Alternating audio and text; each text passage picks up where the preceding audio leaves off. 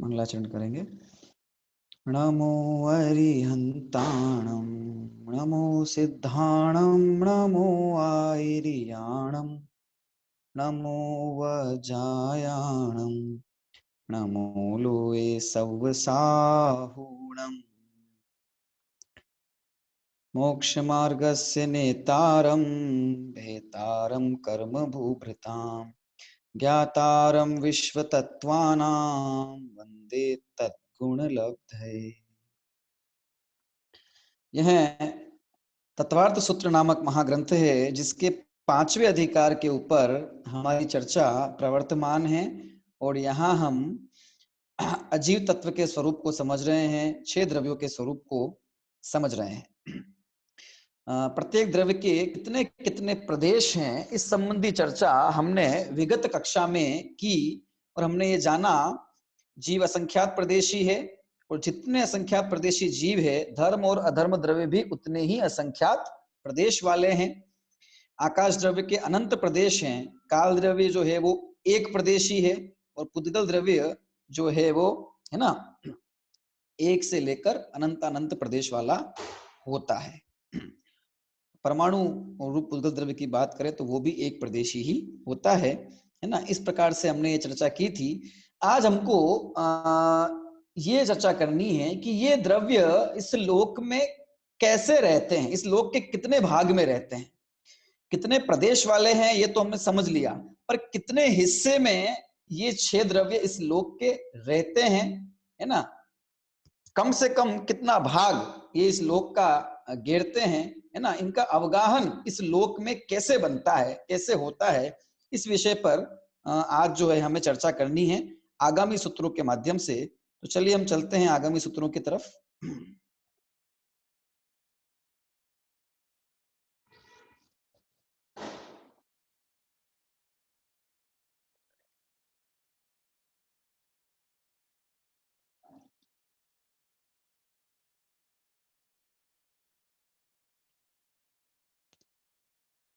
देखिए, सूत्र क्रमांक 12 से हमें चर्चा करनी है आज।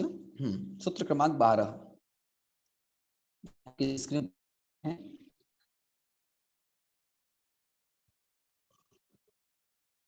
क्रमांक 12 अवगाहन संबंधी कुछ सूत्र के 5-4 सूत्र है ना, चर्चा करते हैं। देखिए, धर्म, जीव, पुद्गल, धर्म, अधर्म, आकाश और काल, इनका अवगाह कैसे होता है। लोकाकाशेव गाहः, सूत्र क्रमांक 12 लोकाकाशेव गाहः, लोकाकाशेव गाहः। सूत्र विच्छेद करते हैं हम। लोकाकाशे प्लस अवगाहः, लोकाकाशे प्लस अवगाहः। सरल है अर्थ। अवगाह मतलब रहना, है ना। अवगाह मतलब स्थिति होना, है ना, आधृत रहना, ठीक है। और लोकाकाशे मतलब लोकाकाश में, लोकाकाशे अवगाह। जितने भी ये ऊपर द्रव्य की चर्चा करके आए हैं सूत्रों के माध्यम से, इन सबका अवगाह, इन सबका रहने का स्थान, ये सब कहाँ व्याप रहे हैं, कहाँ रह रहे हैं, कि ये सब लोकाकाश में रहते हैं, ठीक है। सूत्रार्थ सरल है। देखिए, इन धर्मादिक द्रव्यों का अवगाह लोकाकाश में है। ये सब द्रव्य लोकाकाश के आधार से रहते हैं। तो हमने चर्चा की है ना, लोक आकाश के उस हिस्से तक लोक कहा जाएगा जहां, देखो, लोक शब्द लुक धातु से बनता है, गह प्रत्यय में, है ना, अधिकरण अर्थ में, है ना। तो लुक धातु देखने के अर्थ में होती है। अंग्रेजी में भी लुक का मतलब देखना होता है ना। यहाँ लुक धातु संस्कृत में देखने के अर्थ में होती है।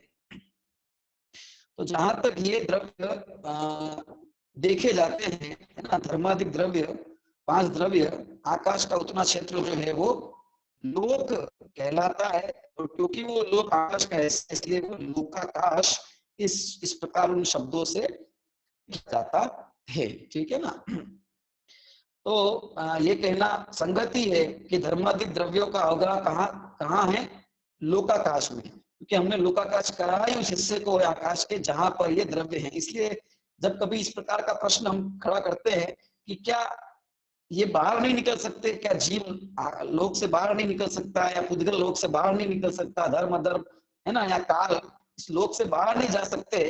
तो ये प्रश्न ही एक तरह से अनुचित होता है, क्योंकि हमने आकाश के उतने हिस्से को लोक कहा है कि जहां तक ये है, जहां तक इनकी स्थिति गमनागमन होता है ना, जहां तक ये रहते हैं, जहां ये स्थित है, उसी को लोक कहा है। तो फिर ये प्रश्न ही नहीं है कि इससे बाहर नहीं जा सकते। अगर इनसे इस लोक का जितना आकार है उससे ज्यादा आकार में अगर वो होते तो उतने हिस्से को लोक कहा जाता। तो लोक वहां तक कहा जाएगा जहां तक ये द्रव्य है, और जहां तक ये द्रव्य है बस वहीं तक है, उससे फिर आगे पीछे का गमन नहीं है। तो उतना एरिया जो है वो लोक या लोकाकाश कहलाता है, और बाकी सारा उसके अलावा जो है वो अलोकाकाश कहलाता है। तो अलोकाकाश कितना है कि वह अनंत है। तो व्यवहार से ये 6 द्रव्यों का आधार क्या है ना, 5 द्रव्यों का, छठे द्रव्य तो स्वयं ही है। तो इन धर्माधिक द्रव्यों का आधार क्या है कि इन धर्माधिक द्रव्यों का जो आधार है वो ये लोक जो है, ये इनका लोकाकाश जो है वो इसका आधार है।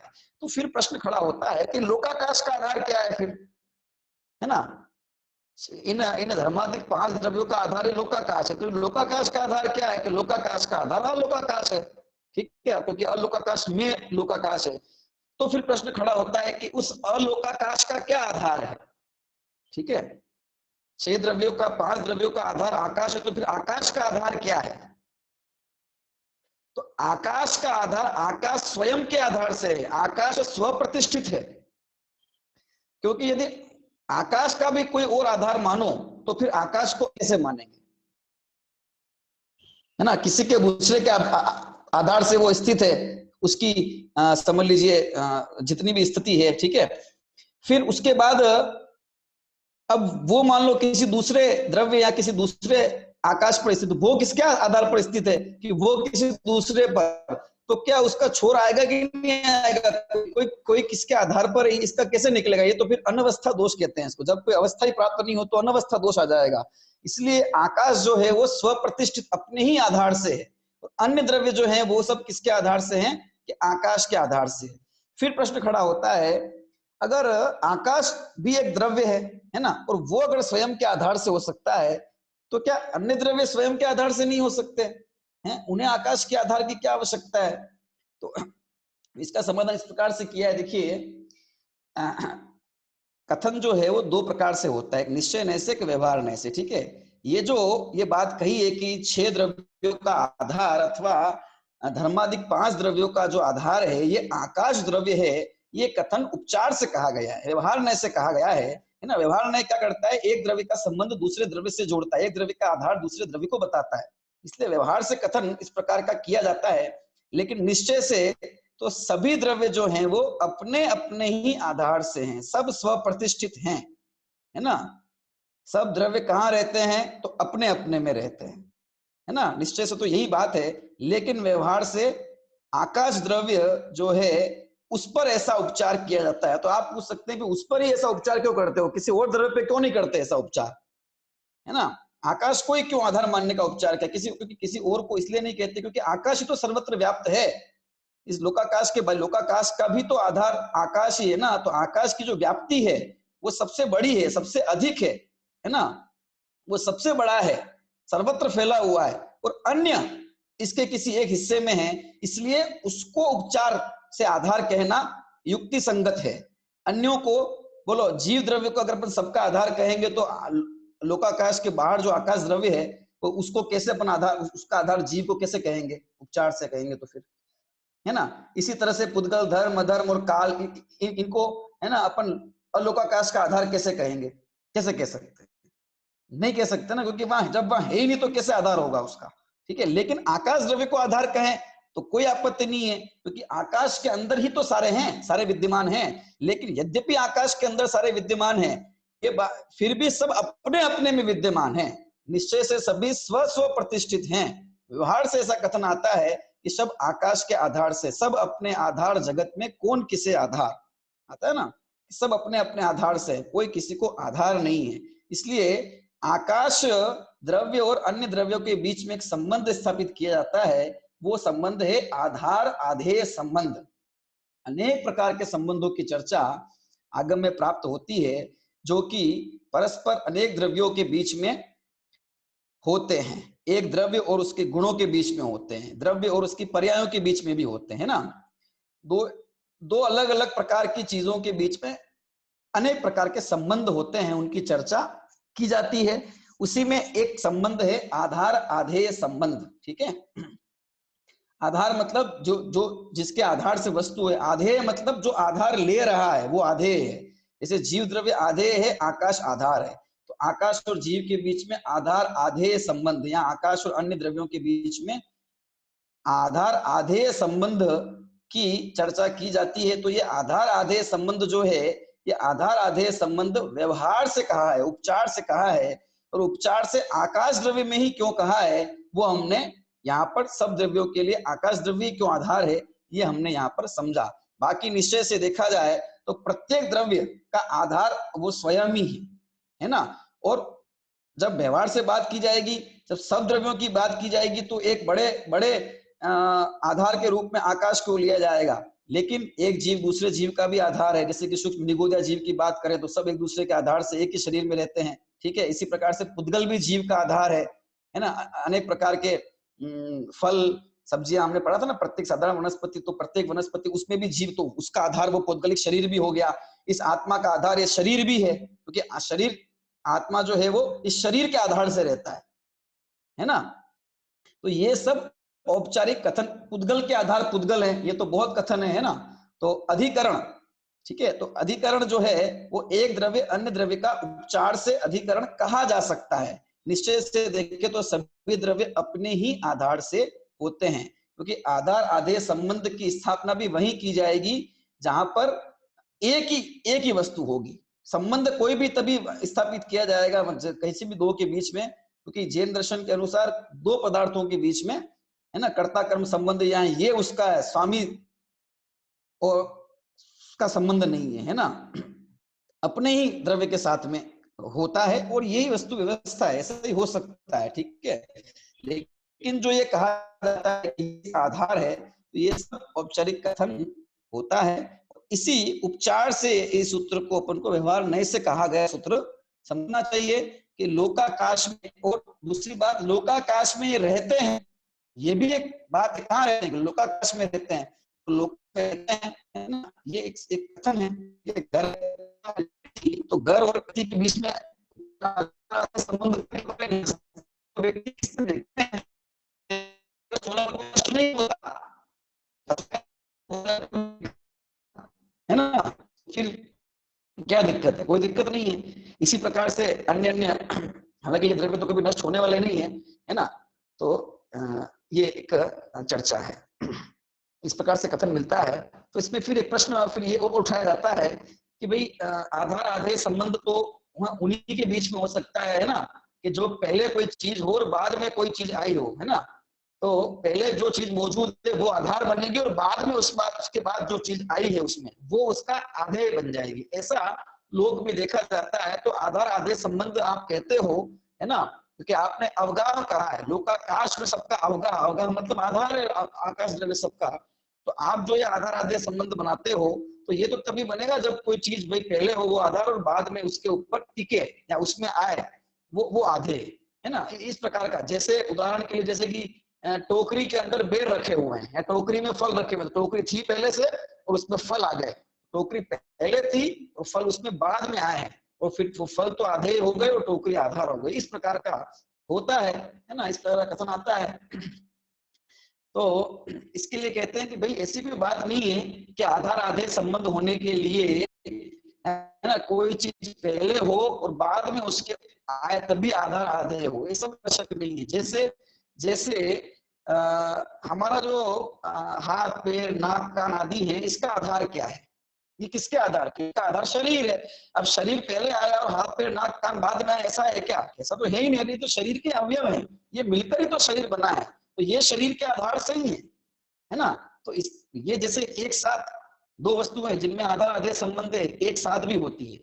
उसी प्रकार से देखिए, जैसे गड़े इत्यादि है, वस्त्र इत्यादि है, उसका उसका जो रूप, उसका जो रंग है, ठीक है ना, जैसे सफेद कलर का कपड़ा है, तो ये जो कलर है उसका रूप है ना, उसका रूप उसके साथ ही उसको रूप का आधार क्या है, वर्ण किसके आधार से है, किसी वस्तु के अंदर वर्ण है वो किसके आधार से, उस वस्तु के तो आधार से, निराधार तो नहीं हो सकता ना वर्ण। हमने कहा कि सफेद, तो सफेद ये जो गुण है ना, अब ये जो वर्ण है, गुण है, सफेद उसकी पर्याय है, जो ये जो है ये ऐसे ही तो नहीं है ना, कोई ना कोई चीज होगी ना सफेद, तो वो उस सफेद का आधार क्या है, उस गुण का आधार क्या है, उस सफेदी का आधार क्या है, कि वो वस्तु है, जो वो वस्तु है जिसके आधार से हम उसको सफेद कह रहे हैं, तो वो दोनों एक साथ ही है, पहले वस्तु है फिर वो सफेद, फिर उसमें वो वर्ण आया, वर्ण तो चेंज होते रहते हैं पर वर्ण जो गुण है वो तो है उसके अंदर, कि वो तो साथ में, तो इसलिए आधार आधे संबंध जरूरी नहीं है कि कोई चीज पहले आई और बाद में उसके अंदर आए तभी आधार आधे संबंध बने,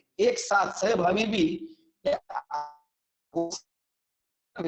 पढ़ते हैं तो क्या पढ़ते हैं विभक्ति के अंदर, अधिकरण में पे पर, है ना, कर्ता कर्ता ने कर्म को ऐसा पढ़ते हैं ना षटकारक के अंदर, तो अधिकरण में, अधिकरण मतलब आधार, तो में पे पर यानी कोई चीज किसी के अंदर है तो भी वो आधार, वो उसका आधार कहलाता है, वो उसके अंदर है, कोई किसी के ऊपर रखी हुई है तो भी वो उसका आधार है ना, जैसे कि गिलास में पानी है, ठीक है, तो पानी का आधार गिलास हो गया, और गिलास है, ठीक है, तो उस गिलास का आधार टेबल हो गया, ये दोनों भी एक दूसरे के आधार बन जाते हैं, तो कोई किसी चीज किसी के अंदर है तो भी आधार है ना, कोई किसी चीज किसी के ऊपर है तो भी आधार है, अनेक प्रकार से आधार पना बन जाता है, तो इसलिए लोकाकाश को इन द्रव्यों का आधार कहने में आपत्ति नहीं है, तो लोकाकाश अवगाह ऐसा कहते हैं, तो व्यवहार में ऐसे कथन पूर्ण रूप से नीचे से देखें तो उसकी अपनी आधार से है, अगर एक द्रव्य दूसरे द्रव्य के आधार से हो जाएगा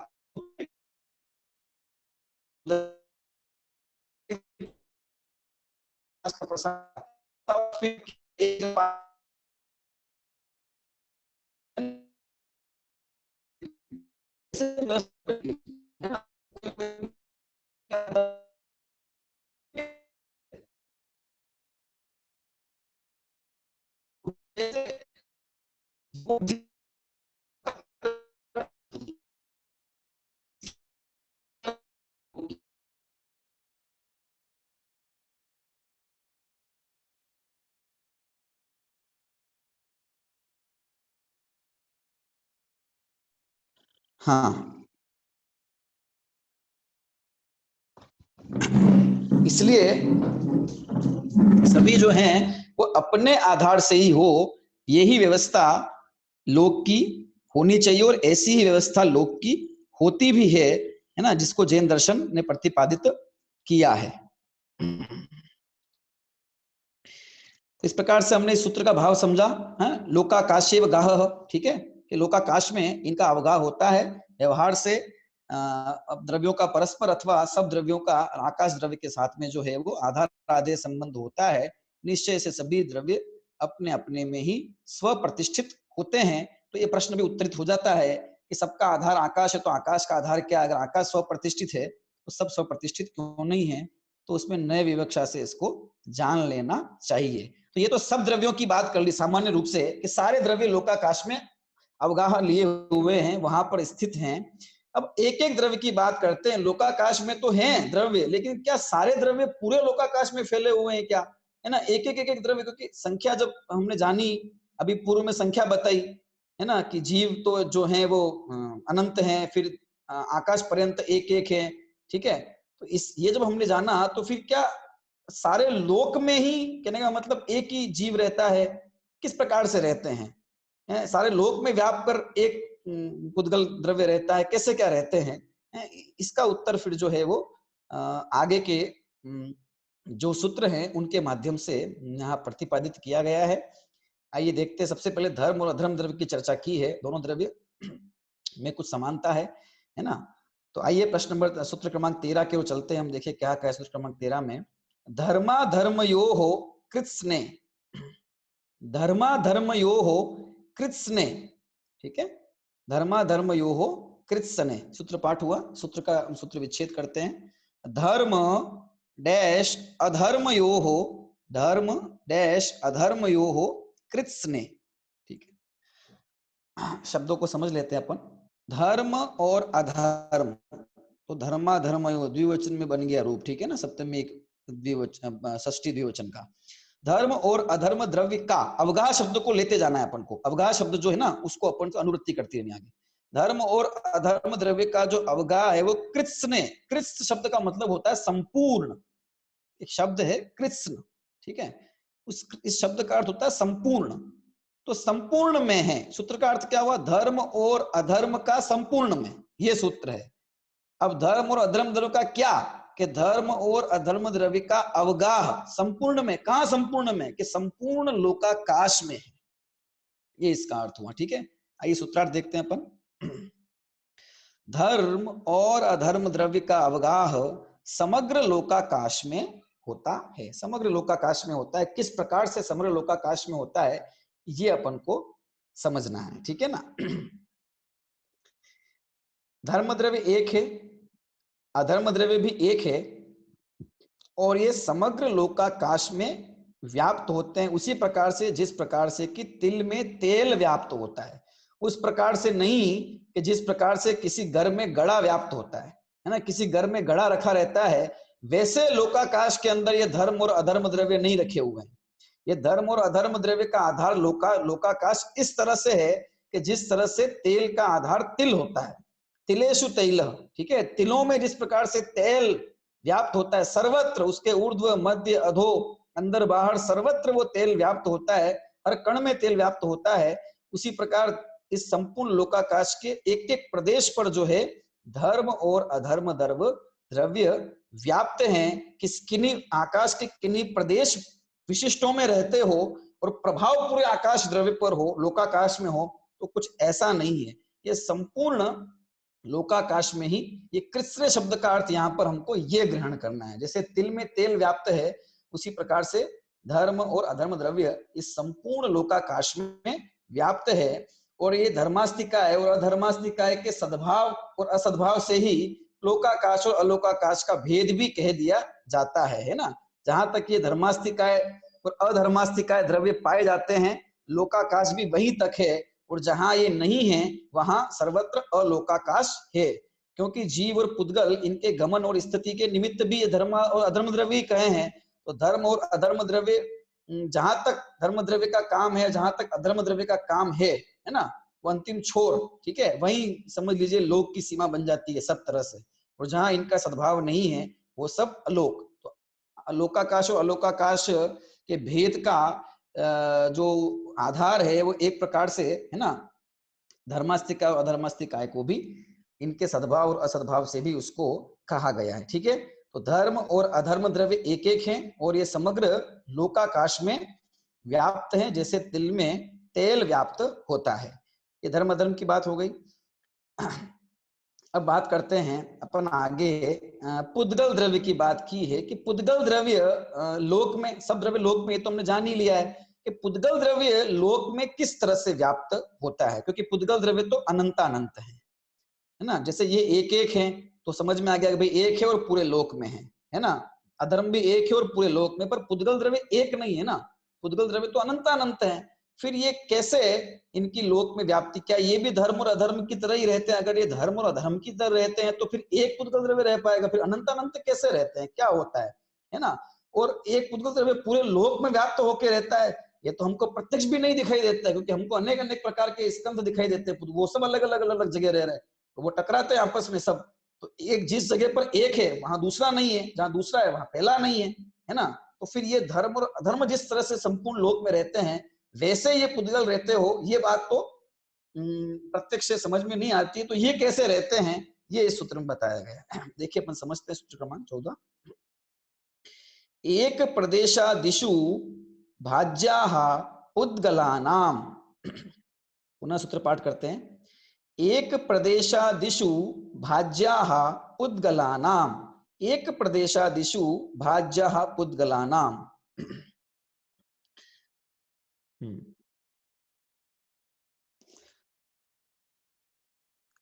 सूत्र विच्छेद देखिए।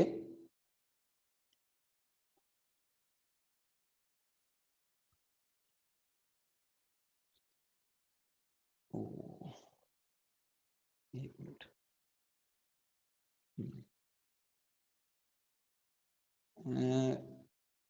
ये कक्ष, हाँ ठीक है, आपको मेरी आवाज सुनाई दे रही हो तो कृपया एक बार ये आप हाथ खड़ा करें सभी।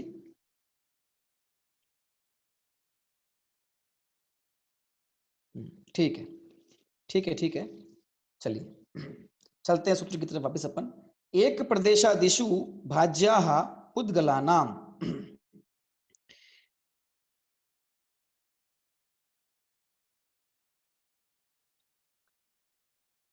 सूत्र विच्छेद एक डैश प्रदेश प्लस आदिशु, एक डैश प्रदेश प्लस आदिशु भाज्याः पुद्गला नाम, ठीक है, ये इसका सूत्र विच्छेद होगा।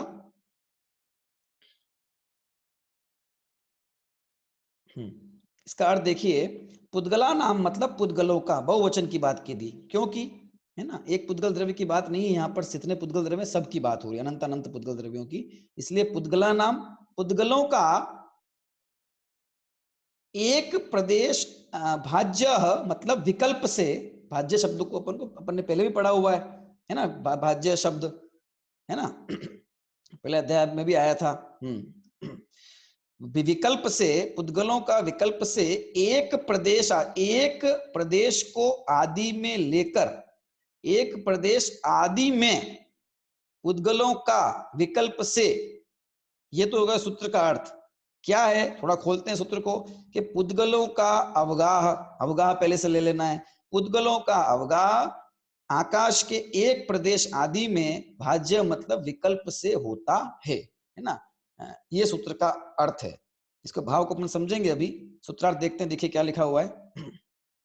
पुद्गलों का अवगाह लोकाकाश के एक प्रदेश आदि में विकल्प से होता है, ये सूत्र का अर्थ हुआ।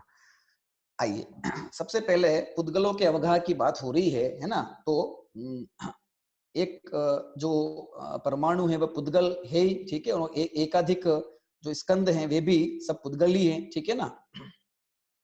तो किस प्रकार से एक अणुक पुद्गल और फिर द्वयाणुक पुद्गल जो है उनका अवगाह कैसे होता है, वो सब इस सूत्र में बताया गया है। अगर एक अणु की बात करेंगे सिर्फ परमाणु मात्र की, तो वो तो एक प्रदेश में रहता है, वो तो स्वतः ही सिद्ध ही है, ठीक है ना, लेकिन हमें संपूर्ण पुद्गलों की बात करनी है, अर्थ, इस सूत्र का अर्थ भी समझना है।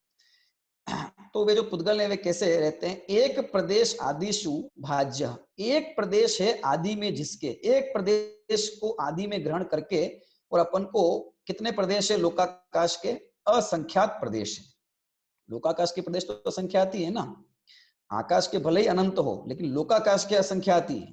तो एक प्रदेश आदि में लेकर, मतलब एक प्रदेश में, दो प्रदेश में, तीन प्रदेश में, चार प्रदेश में, संख्यात प्रदेश में, असंख्यात प्रदेशों में, है ना, इन पुद्गलों का अवगाह होता है, ठीक है। अब पुद्गल, ये तो हमने प्रदेश समझ लिए, यानी कि पुद्गल किस प्रकार से धर्म और अधर्म पूरे असंख्यात प्रदेश में एक ही व्याप्त होकर रहता है, तो ऐसे जो ये पुद्गल द्रव्य है वो संपूर्ण असंख्यात प्रदेशों में एक पुद्गल द्रव्य व्याप्त होकर रहता है ना, और फिर अन्य कहाँ रहेंगे, तो ऐसा नहीं है, इसकी जो रहने की जो स्टाइल है वो थोड़ी अलग प्रकार की है। तो शुरू कीजिए, हम शुरू करते हैं। एक अणु वाला पुद्गल है, ठीक है, वो एक प्रदेशी है ही है, ठीक है।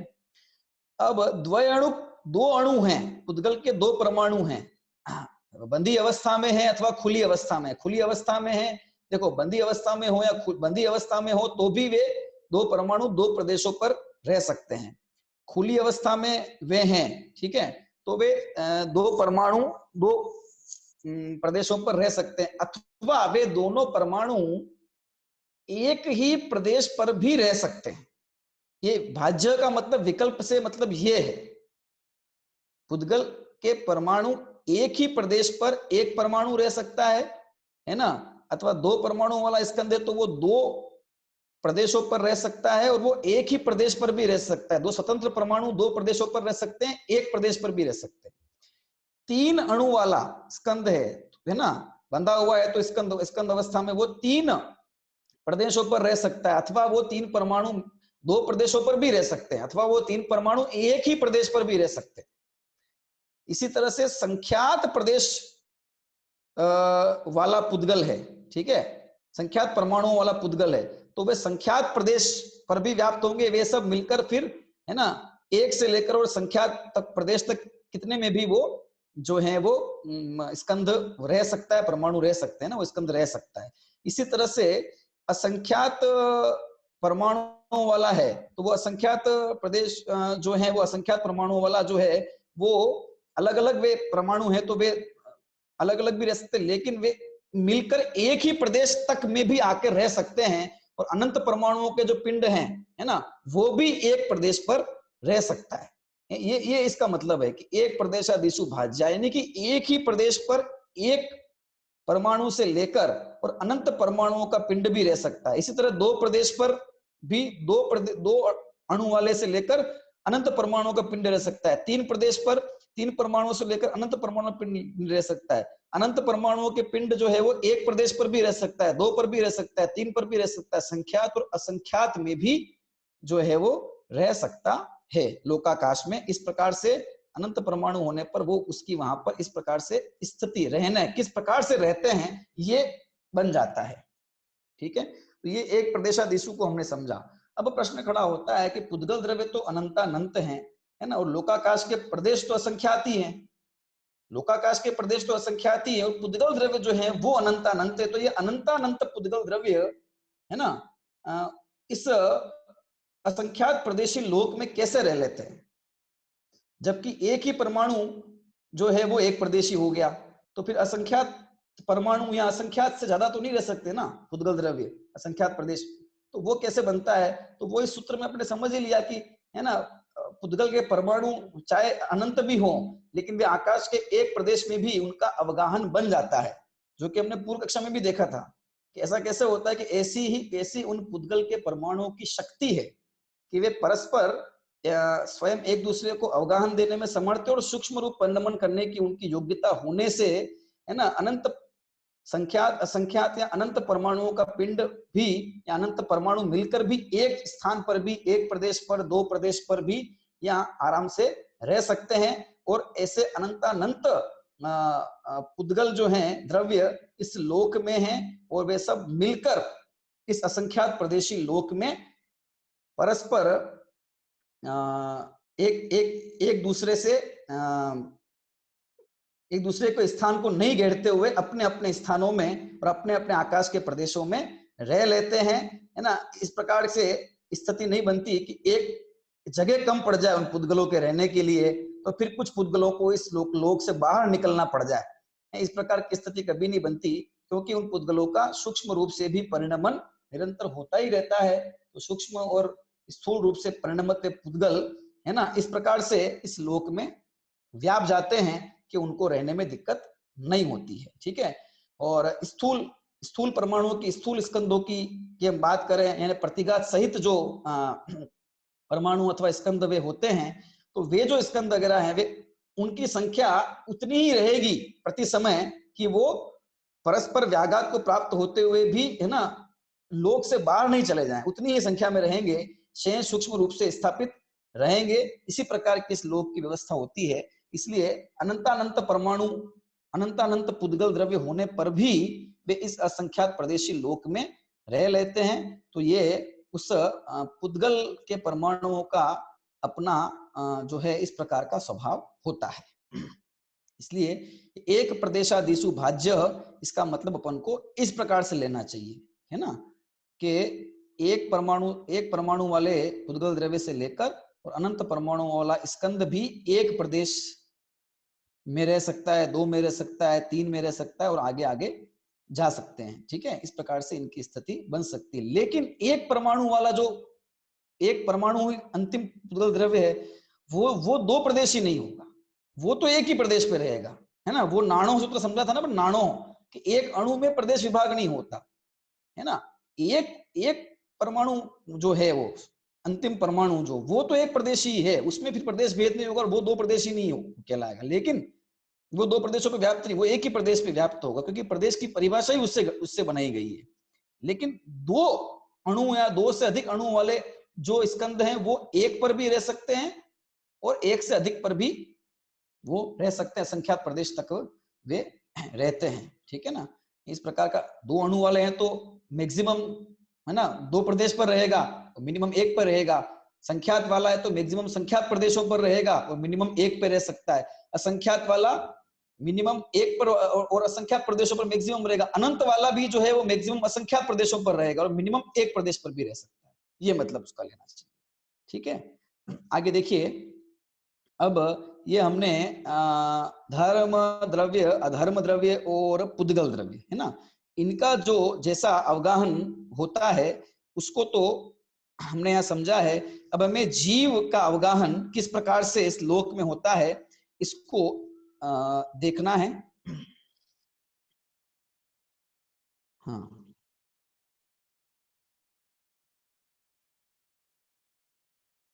जीव का अवगाहन हमको इस लोक में किस प्रकार से होता है वो देखना है। तो ठीक है, हमारा समय अभी यहाँ पूरा हो गया, 2-3 मिनट ही बाकी है, तो विषय को अपन अब कल जब अगली कक्षा लेंगे वहां पर करेंगे। तो अभी तक जो हमने सूत्र पढ़े हैं, है ना, उसमें हमने धर्म और अधर्म द्रव्य के अवगाहन को समझा और यहाँ पर हमने पुद्गल द्रव्य का अवगाहन किस प्रकार से होता है इसको समझा और संपूर्ण द्रव्य जो है वो लोकाकाश में अवगाह लिए रहते हैं, इसको भी हमने समझा। ये 3 सूत्र हमने देखे हैं। शेष चर्चा आगामी कक्षा में करेंगे। अभी की कक्षा यहीं पर पूर्ण करते हैं। कोई प्रश्न, कोई शंका हो तो आप अगली कक्षा ज्वाइन करें।